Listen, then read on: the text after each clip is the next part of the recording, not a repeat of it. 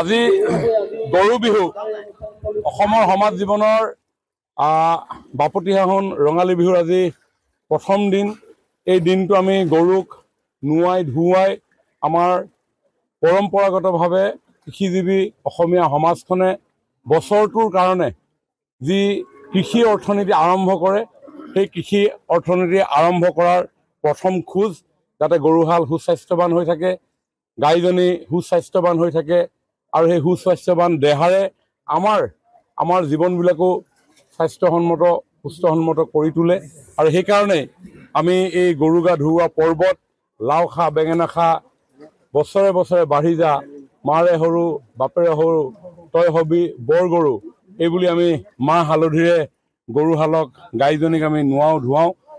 আৰু এই পৰম্পৰা আমাৰ সমগ্ৰ অসমত প্ৰত্যেকটো অঞ্চলতে পালন কৰা হয়।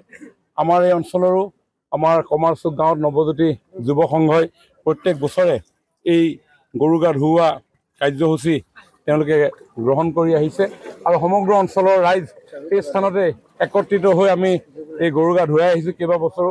কাৰণ আজিকালি বিহুৰ সময়ত বৰষুণ নহয়। আগতে আমি যেতিয়া সৰু হৈ আছিলোঁ তেতিয়া পথাৰসমূহত পানীৰে উপচি পৰে আৰু সকলোৱে নিজৰ চুক চুবুৰী গাঁৱৰ মানুহ লগ লাগি লৈ ওচৰৰ পথাৰখনলৈ গৰু গা ধুৱাবলৈ যায়। কিন্তু আজি কেইবা বছৰো ধৰি সময়মতে বৰষুণ নোহোৱাৰ কাৰণে এই গৰু গা ধুওৱা পৰ্বটো বিগত দিনবিলাকৰ পৰম্পৰাগতভাৱে পালন কৰাৰ ক্ষেত্ৰত যথেষ্ট অসুবিধা হৈছে। কিন্তু আমাৰ সৌভাগ্য যে এই স্থানতে এডোখৰ ভাল দ ঠাই থকাৰ কাৰণে ইয়াতে পৰ্যাপ্ত পৰিমাণৰ পানী থাকে, গতিকে সকলোৱে আমি ইয়ালৈকে গৰুসমূহ লৈ আনো।